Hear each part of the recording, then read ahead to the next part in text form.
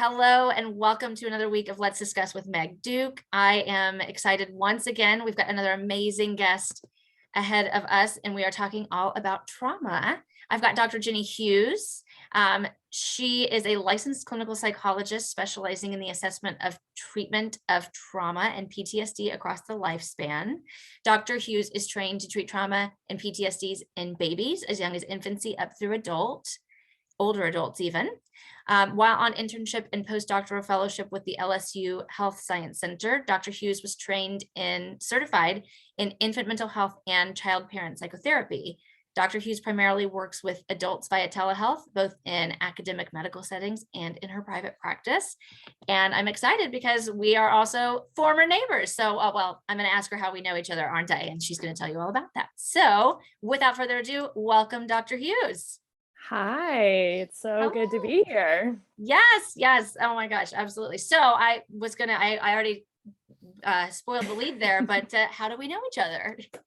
We did used to be neighbors, but also we have a wonderful connection through our professional and friend network through another licensed clinical social worker that helped to bring us together. Wonderful. Yes, I know. And I fell in love with you madly at Los Tios those many moons ago in Houston over our puffy queso. Right.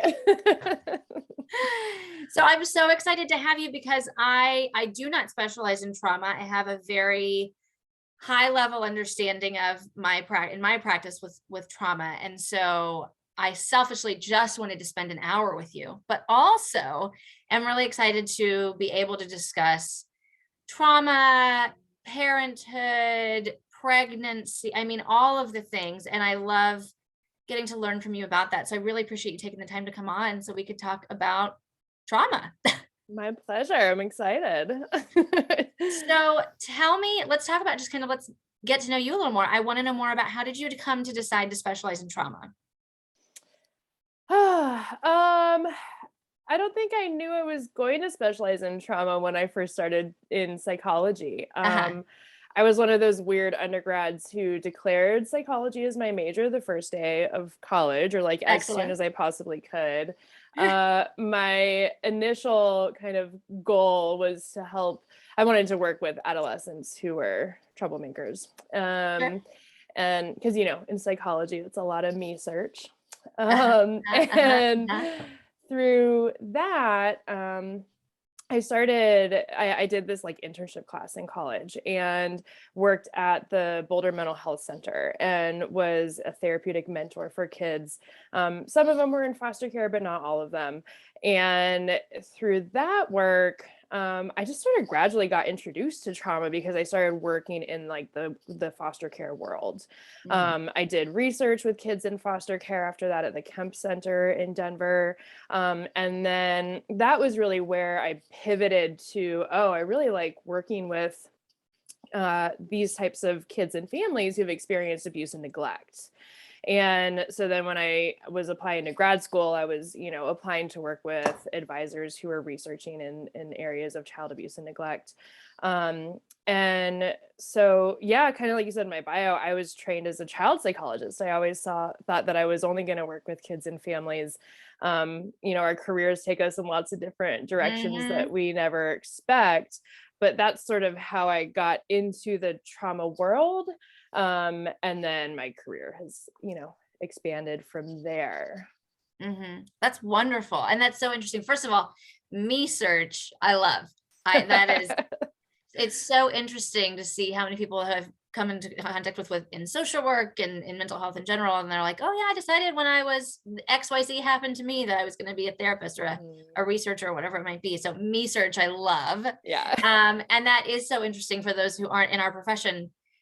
It's so fascinating. I remember for my own example, I was like, I'm not working with kids. Don't have me work with kids. How dare you even mention it? Like one day worked in my field placement and there was a children's unit. And I was like, okay, I'm going to go one day and just like see. And so I asked my friend Natasha, who was actually placed there, if I could shadow her for the day. And I did. And I was like, yeah, I could never do that. I could never do that. And then my first job out of grad school, I was supposed to be working adult outpatient. And one day my clinical director was like, So we need you on the pediatric inpatient unit. And I remember it was my birthday. I'm like, this is the worst birthday present ever. Of course, I didn't say that out loud because I have just enough maturity to be able to like, be like, okay, great. Yeah, whatever you need. And then I worked with children for a very long time after that. And now I'm all over the place with ages, but it's just interesting how things kind of come to you. And I didn't even know infant mental health was a thing until going on internship, or like right before internship. And then nor would I have ever imagined doing that in my career, but I loved infant mental health so much. Being able to work with young children and babies and their parents was just so amazing and rewarding. Yeah. Oh, that's so great. And I mean, and that's obviously we talk about that a lot. I talk about that in my practice, generally not from a traumatic standpoint, but just in dealing with the conversations, the situations that arise in parenthood. And how do you help a 2-year-old? How do you help, it's like, and it's so fascinating to be able to have the people who are able to go specialize in that. So I was hoping that you maybe could help me a little bit with like, how do we define trauma? What does that look like? What does it mean? People ask me all the time, like, how do I know when I need perinatal mental health? And I'm like, do you think you need help? Then that's how you need help. So what does that look like from a trauma perspective? Well, so I often talk about big T versus little T traumas. Yes. So back up a little bit, trauma is really all about perspective and a person's experience of it. And when we're talking about like diagnosis, we need to be really clear about the kind of trauma. So a big T trauma is going to be something that is like a car accident or, child physical abuse or a natural disaster, all these things that in the DSM, our big Bible for diagnosing, the DSM decided that these are quote unquote bad enough to be considered a trauma. And typically, they are considered these criterion A traumas because they leave you feeling terrified, horrified, afraid that you're going to die. Maybe it was a near-death experience. So those are statistically less common. And then there's our little T traumas, which are those stressors that happen to us on a much more regular basis. A lot of times, especially for like kids, but also in any kind of relationship, like emotional abuse is certainly can be a big T trauma, but a lot of times it's these like little tiny slights that build up over time. It can happen a lot for minority or underrepresented populations too, where they're experiencing microaggressions and it builds up over time, right? And so these little T traumas, little is not to minimize the impact of them. It just is to acknowledge that they don't technically meet the criteria for a PTSD diagnosis, and they can certainly have similar outcome and similar results when it comes to symptoms and functioning. Okay, great. Yeah. We talk about that too sometimes of like, because mental health has such a stigma, I find a lot of clients come to me and they're like, I don't have depression, but like I feel depressed sometimes. And so I'll say like, well, like big D versus little d, like, do you have capital D depression or do you have lowercase d depression? And it's like, those are, do you meet the diagnostic criteria for major depressive disorder versus adjustment disorder with depressed mood and all of that to say it doesn't matter. Again, like, do you feel like you have something that you want to work on? And that's great. And then we go forward from there. So I appreciate kind of getting the opportunity to look at like the stressors that come on, the microaggressions, things that build up over time versus, bam, hurricane. Right. Well, and I think it's important to expand our definition and our criteria of trauma, because even still today, I have had patients and clients recently who said like, oh, I thought PTSD was only for like military people. Sure. Of course. It's funny, like when you're so steeped in a specialty, you forget that other people don't think the same way and don't know all the same things. Yes. But trauma is ever present. We have all experienced some form of trauma, and just because it doesn't, result in PTSD doesn't mean it didn't have an impact. And so I think it's important to acknowledge and validate that and create a space to address that kind of stuff. Absolutely. Yes. And it's all about that validation, letting people understand that they don't have to jump through hoops to get help, or that they deserve to take up space. Like you deserve to come and sit and be able to talk. You don't Right. have to check all of these boxes in the DSM, our little Bible, or have shell shock Yeah, from the exactly. military. There's certainly Yeah, a you little don't have to be bad enough. You right. know, like I hear that a lot, like, oh, I don't know if this trauma was bad enough to warrant your help. Yeah, I talk about that a lot too. And I think I use more the little t trauma, but I talk about like the trauma Olympics, right? Where people come and they're apologetic for, Mhm. I'm so sorry to be taking up your time with my tiny little problems. I know. And it's like, no, ma'am, no, sir, no, they, no, she, no, no, we're not doing that because Mhm. you deserve to take up this space right now because it's important in your life. And being able to look at somebody else and have a perspective of like, I'm so lucky that it's not that bad is one thing, but not to say, and therefore I don't deserve Right. my own space Right. is quite Exactly. another. Yeah, absolutely. And so I was curious if you could tell me a little bit more about some different types of trauma, like complex trauma, vicarious trauma. What does that look like?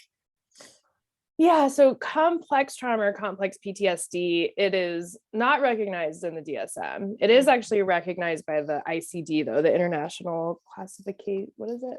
Oh, yeah, I could, you Whatever. can keep talking, I'll It's Google. another diagnostic system. But complex PTSD is what happens when people experience a number of traumas throughout the course of their life. Typically, it includes some kind of childhood trauma, Mhm. whether it's child abuse and neglect, or maybe there were a number of traumatic experiences in childhood.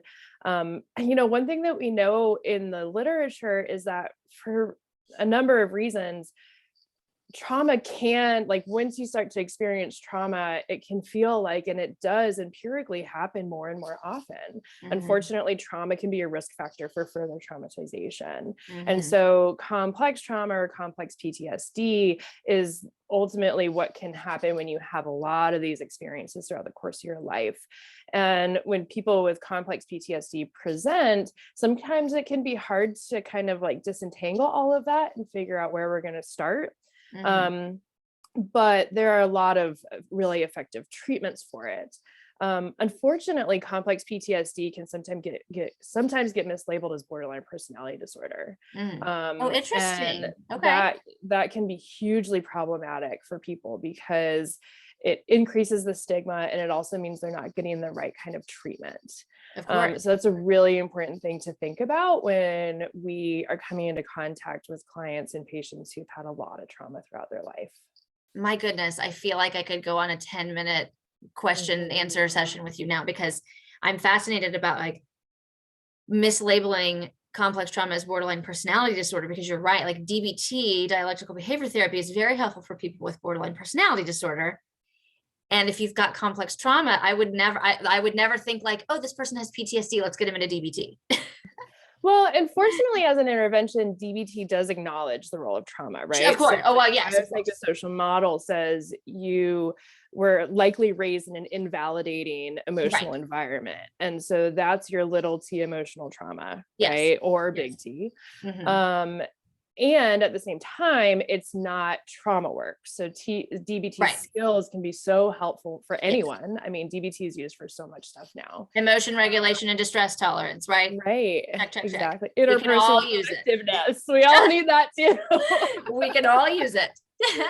And if that person isn't also getting the trauma work that they need, they might not be able to reach their To goals. fully, yeah, get what they need to be. I think that's so interesting. It makes me remember when I was a very young social worker, I got into not a debate because I think this guy hung the moon and he's one of the smartest human beings I've ever met with, but I just was like really not sold. Our psychiatrist at the hospital where I worked just assured me that you cannot have borderline personality disorder without trauma. And I was like, I just never like to function in an all or nothing world. Like, surely there Yeah. has to be someone somewhere. And he's like, I'm telling you, Meg, there's not. There's not a person who doesn't have trauma. And I was like, well, everyone has trauma though, but not everyone has PTSD or has borderline personality. So Mhm. it makes me think of that, of like that conversation where I had when I'm young and young and new. Naive and, you know. Yeah. And I'm like, but you can't operate in a black and white and so concrete. But I'm like, and everyone does have some sort of little T trauma. And Yeah. yeah. So also just for the answer, International Classification of Diseases, I will be my own Thank producer. you. I did actually Google that while you were talking for the ICD codes. But yeah, I think that's really interesting because like you said, so borderline personality disorder and DBT helps with some of that, but it doesn't fully encapsulate. Whereas if we're misdiagnosing, and that can kind of come up. Absolutely. Yeah. Oh, wow. That's so good to know. I honestly feel like I'm taking a master class right now. It's wonderful. Well, and you said something interesting too, where you're saying, not everyone that has experienced trauma has borderline personality disorder.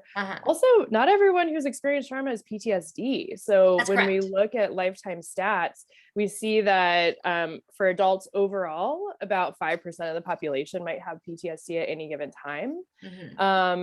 But trauma is so common. So there's studies that show like at least 50 to 60% of US adults have experienced at least one big T trauma. And so then if you throw in the fact that one, research doesn't ask every single person this question, so we can't totally generalize, and it's not assessing for little T traumas. It's like, wow, I mean, how does everyone not have PTSD? And so, I think it's so important to talk about this because trauma, it's about your perspective of the event, but also how you understand it afterwards and how you process it. And so those stats are telling us that actually people are really resilient and people are able to bounce back and overcome really difficult things.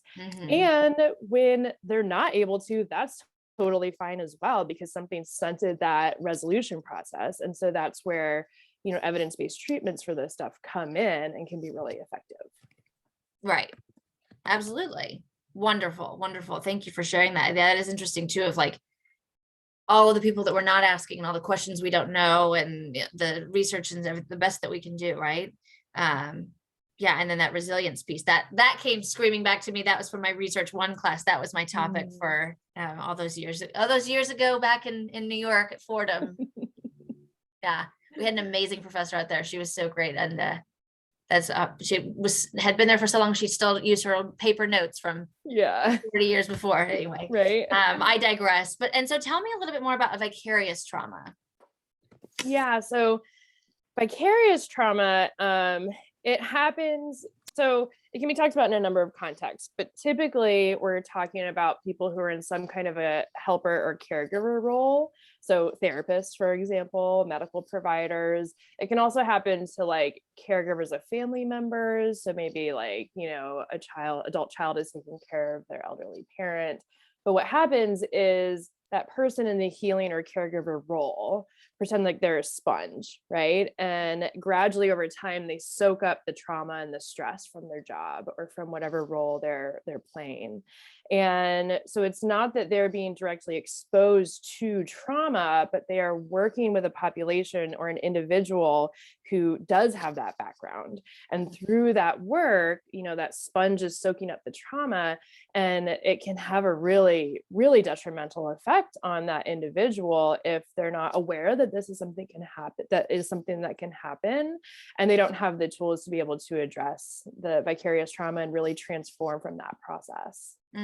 Absolutely. I know I've talked about that, about like being somebody's sham wow, right? Where like you take and like, okay, but you're taking off other people's things. Who's ringing you out? Right. Exactly. And I think that is, I like what you said too, about even just the awareness. Like sometimes we don't think that hearing from somebody else's story, because we didn't live it, it can't impact us. And that's obviously, we know that not to be true, but not everyone has that viewpoint or that ability to have thought about that. And it can be very difficult for sure. I mean, I know in my own, for example, my own fertility journey with other people who I was sharing that with, who at the time were not in a fertility space, in a perinatal space. And then they became in a space where they wanted to, and they're like, I just have all of these thoughts thinking about all the things that you went through. And it's like, wow, I was a mental health professional. I didn't even think about how, and of course, I still want to be able to rely upon my friends to have those conversations, but perhaps I might have been able to frame them in ways that would have been, they would have had to be less of my sham wow, and but also wanting to know. But it's not about blaming, right? It's about, so making sure again that person has their own ways of bringing it out. I mean, I've experienced vicarious trauma throughout my career. I remember when I was the trauma psychologist at the Level 1 Trauma Center in New Orleans, and it was just me, and I had students who were my trainees, but it was just me doing this work kind of really in isolation until I hired our amazing and stellar Alicia, LCSW. Um, Uh-huh.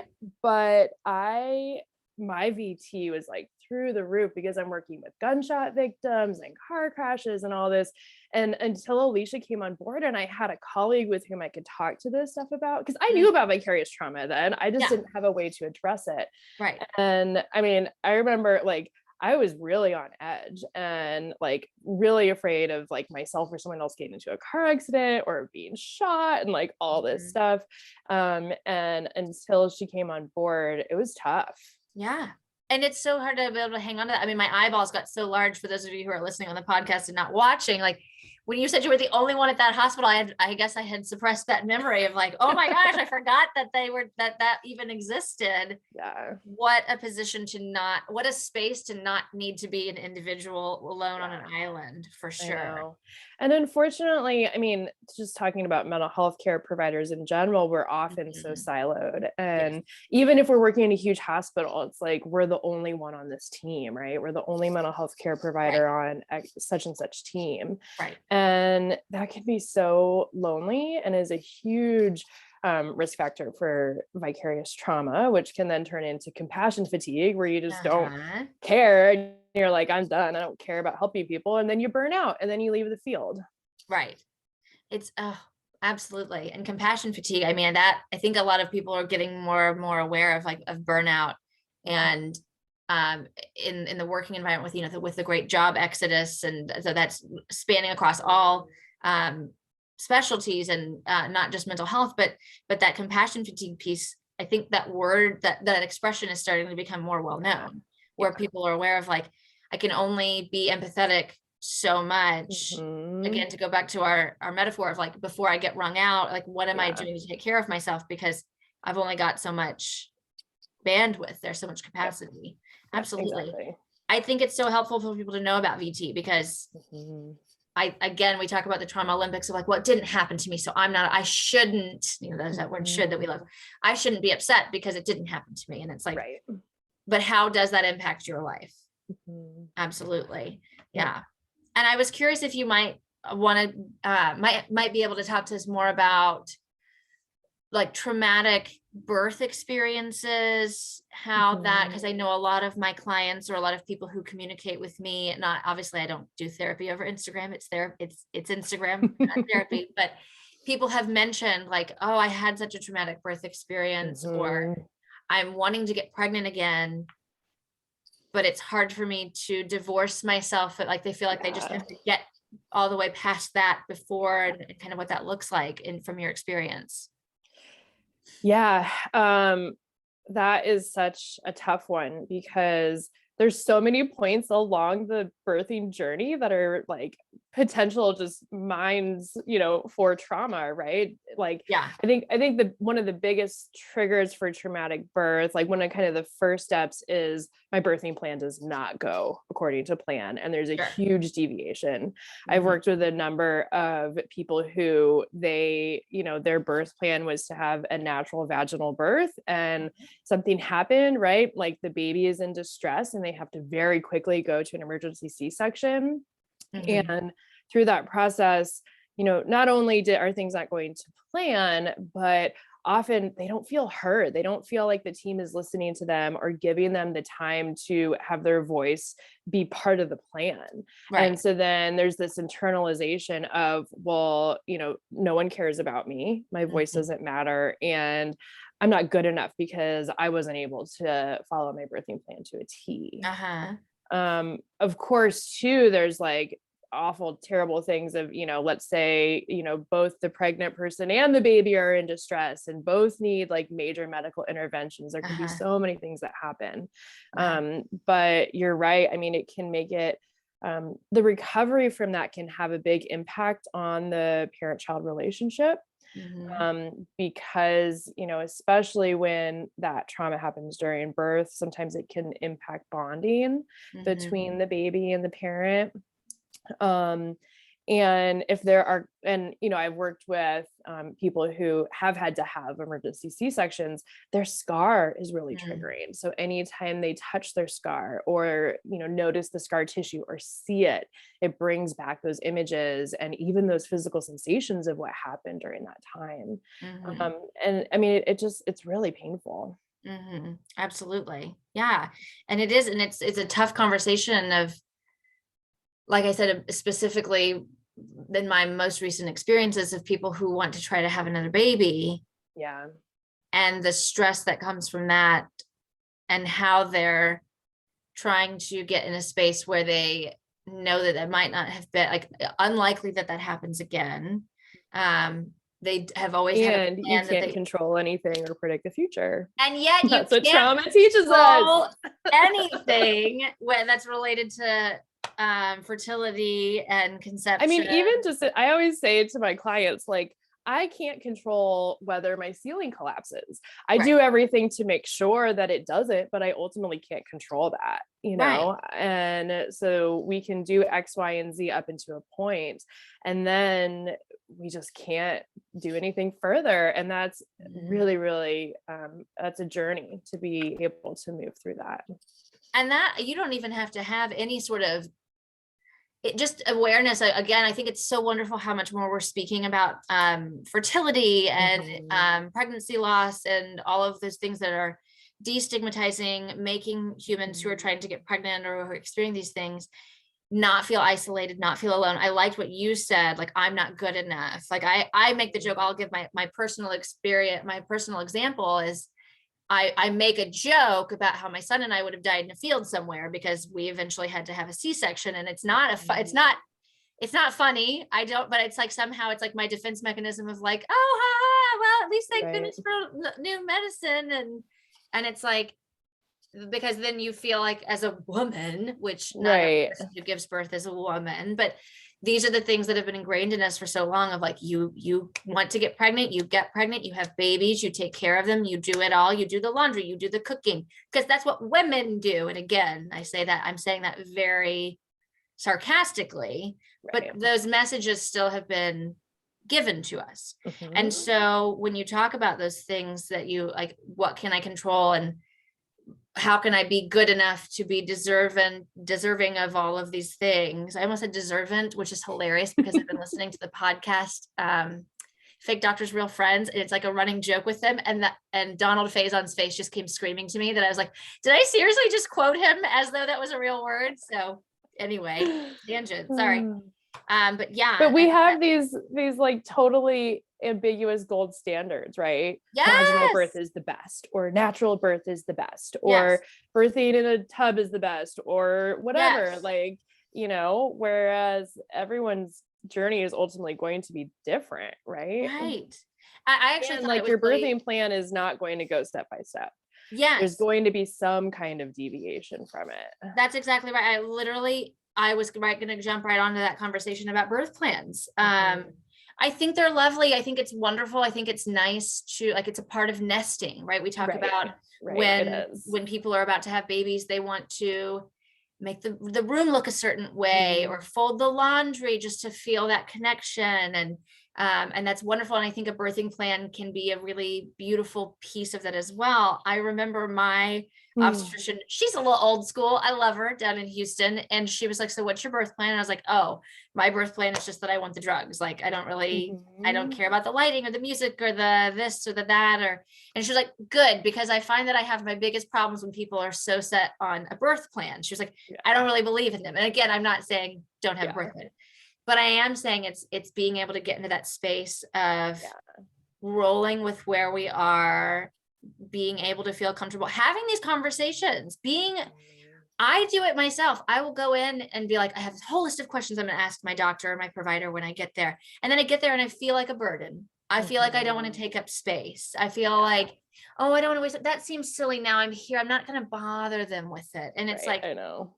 I just encourage everybody in these conversations. I'm like, ask your provider, ask them what they think about switching birth control to make sure that you have your most you're being your most fertile when you're ready. I didn't ask that. And I was on an every 3-month birth control. So my fertility window was like 70 days. And I didn't ask. I didn't think to ask. He didn't mention, like, this is back when I was in Dallas.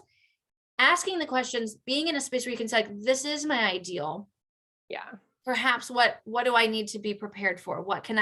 How can I help myself be in the most relaxing space so that I set myself up for the most success? Yeah, totally. Yeah. I remember with my birth plan, I was very aware that, like, you know, anything can happen. And also I certainly had an ideal. And Yeah. I was that person that, like, I printed it out and then I made gift bags to give to all the nurses. Oh, and they actually really loved it, but it was like my anxiety of, like, please, will you like me enough to help me with my birth plan? Like, you know, internally, that's sort of the message that I knew I was conveying. yes. And I don't have, like, I'm not trying to say don't do that, because they really did appreciate it, and it felt nice to give that gratitude back to the team. Of course. But I also am aware that it was like, please, like, double cross my fingers and everything goes right, you know, and things did change, you know, and I had to roll with that. And okay.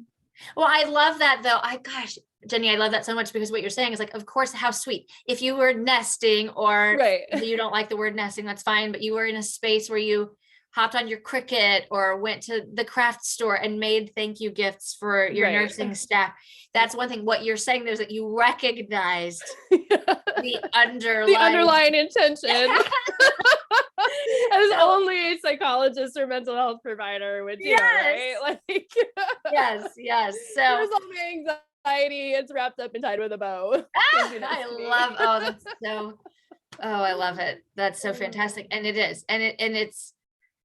And you know, even something as little as one thing being off, like your iPad died, right? Like that, or that may not be little to you. So or like from The Office when Pam doesn't have her iPod on the way to the that's what I was thinking of. Oh my gosh. I should have known an Office reference from you, the queen of The Office. Yes, exactly. Right. And then something as big as, you know, a major surgery or something physical. Exactly. And how difficult that can be. And that is something where I talk about how important it is to talk to somebody, to get like, you are not crazy. You are not stupid. You are not alone. You deserve to take up this space. Every human does. And it's so important to not feel like you just need to suck it up. I hate that expression. Don't walk it off. I know. Don't get it. Because you are going to help yourself, especially, I love how you mentioned, it's important to think about the bonding piece can be deeply disrupted given some of these situations that happen. And if you want to make sure that you are setting yourself up for as much, we can't control for everything, but getting to that space where you feel actually cheerful about the idea of trying to get pregnant again versus, well, my partner and I decided in our marriage mentoring class that we were going to have X amount of kids and we only have Y amount of kids. So I need to, you know, don't do it out of. Often the recovery process from many kinds of traumas is unpacking your beliefs about why the trauma happened to you. So when something traumatic happens, whether it's traumatic birth or any other kind of trauma, a big reason that people will get stuck and will start to develop symptoms is because their understanding of why it happened maybe is blaming to themselves or is making them blame others in the world kind of in a much grander scale than is realistic. And so then you're either blaming yourself and you're turning it inward, or there's beliefs of like the whole world is dangerous, or all these different types of people are dangerous, or these situations. And so there's a lot of avoidance that goes on because you don't want to be reminded about it. And so really understanding and taking time to lay out all those beliefs about why you believe the trauma happened, and then working with someone who's trained to help you process that and balance it out is, I think, often kind of the key to that recovery piece. Absolutely. I love that. I appreciate you sharing that. Absolutely. Very, very helpful. Those beliefs, those core values, the things that happen to us. And yeah, absolutely. In cognitive processing therapy, we call them stuck points because those are the beliefs that keep us stuck in the trauma. Absolutely. Yeah.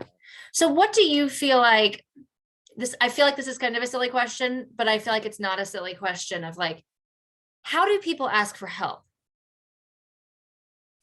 Yeah, that's a big question. It's tough. I mean, whether you're looking for a trauma provider or not, it's really hard to first ask for help and then find Mhm. good quality help, right? Yes, yes. Um, so in terms of how do you ask for help, or how do you know that you would benefit from some help? I like how you put it of, if you're asking yourself that question, then, maybe it's time to start doing some research. When it comes to trauma and PTSD, like I said earlier, there are really, really effective treatments, evidence-based treatments. So looking for things like EMDR, cognitive processing therapy, prolonged exposure therapy, somatic experiencing. Those are kind of the big four, top four right now. And so I always recommend that people do their research on those different approaches, because they're all very different experiences of trauma treatment. And it's not that one is necessarily better than the other. It's about the fit for the person and what they're looking for. But do their research on those different approaches, and then find someone who really truly practices that. Mhm. I can send you some links to some good resources to find people who are truly trained in it. Yes, So, Psychology Today, you can just like check all the boxes. But that doesn't mean that right. you're actually like trained and certified or Oh, yes, rostered in any of these treatments. that's And right. there are some really good resources that you can link to in this episode, to find people who are specially trained in cognitive processing therapy and prolonged exposure, trained and or certified in EMDR or somatic experiencing. And Mhm. when you see that people have gone through that training process, you know that they are committed to it and they're ready to really help you.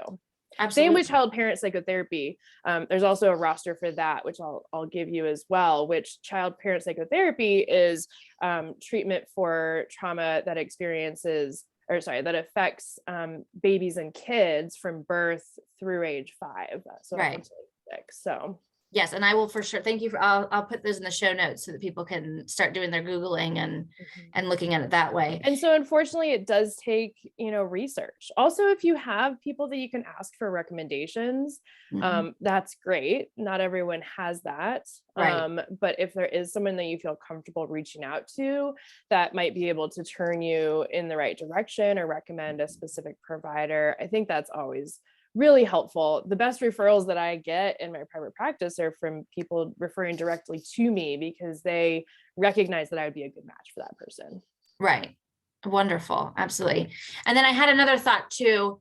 Obviously, every person's experience is deeply personal and individualized with their traumas.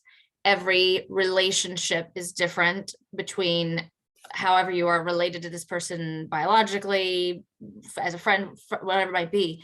But generally speaking, do you have any, I don't want to say like avoiding pitfalls, but like, how can people offer support in a meaningful way that you have found has been very helpful for people? Again, keeping in mind, not everything is like, self-care, bubble bath. No, like it's not check a box, Mhm. check a box, but what does that look like for you How that can in your people in experience? our life offer support, or how can professionals offer support? How can Joe Schmo listener who knows their good Mhm. friend has experienced a traumatic event, how can Joe Schmo be supportive and encouraging, again, understanding that it's a very individualized conversation? Mhm. I mean, so I think it's important to allow the people in your life to start some of these conversations. Of course, there's an asterisk on that, because it is really, can depend on the situation. But if Mhm. you have someone in your life that does talk to you about how they're struggling, or you're Right. aware of the traumas that they've experienced, even, just naming that with them, and maybe sharing some of the resources from this podcast or other things that have come up. We want to be careful about unsolicited advice, Yes. but We talk also, about that a lot on this podcast. avoidance. Yeah, but avoidance is a hallmark of PTSD, which can include avoiding getting the help that you deserve. So if you feel like there's, kind of a port of entry there to share that with your loved one, that's great. And also, I think it's always important to validate that, that experience was traumatic for that person. Again, it's all in the eye of the beholder, and what may be traumatic for me may not be traumatic for you, Meg, right? Right. And just because there's those differences doesn't mean that one trauma is better or worse than the other, or one person is stronger or weaker than the other. Right. Absolutely. And I appreciate that a lot. I do think it is, I like you said, that there's kind of a point of entry there of like, I feel like this person is willing to open up to me, or is trying, is to say there, you certainly don't want to force yourself on somebody like, hey, I listened to this podcast and now Right, I'm exactly. expert on trauma. But and a lot of times people who are doing trauma work will ask if their loved ones can join in, a session here or there, so that their support people can learn about the work that they're doing, and then specifically learn how to help that person, because everyone's journey is unique. So if you're in that position where your loved one is in treatment together and they ask you to come to a session, I would really encourage you to go and to be open-minded, to just have, be curious about what this work is like for your loved one, and to just see what things would be more helpful in your relationship with them. Yeah. I think that's the biggest thing with everyone, is just to ask questions. Yeah. Where, right? Like, how can I love the thing of like, something happened to somebody, and instead of saying, how can I help, say, I'm sending you an Uber Eats gift card for $50. We are not and just sponsored by send Uber it. Eats. And that's nice. I also think in this very specific situation of like, one-on-one, I know you very well. How can I be of support to you? And asking like, what do I need to know? Right. How that might be. And then that way they feel listened to, and again, validated, of like, when you show somebody that you want to know what's going on with them, that shows them that you care and that there's concern, and that you feel like what they're going through is a valid lived experience. Right. Yeah, absolutely. So I have another question that's very broad and vague, and I'm happy to say more if you're like, what? But I'm going to start it out broadly, and I'll be happy to expand if I need to. What does healing with trauma? What does healing look like? It looks like a lot of things. I mean, I just finished a protocol of cognitive processing therapy with someone this morning. Mm-hmm. And for that person, healing means that they no longer blame themselves for the trauma that they experienced in a romantic relationship, and for the abuse that they experienced, and that they now like really feel ownership over their life and over all of the things that they have built in their life. Healing also can look like, wow, I can drive my car again after this car accident. Yeah. I can go to the grocery store again after, surviving a shooting.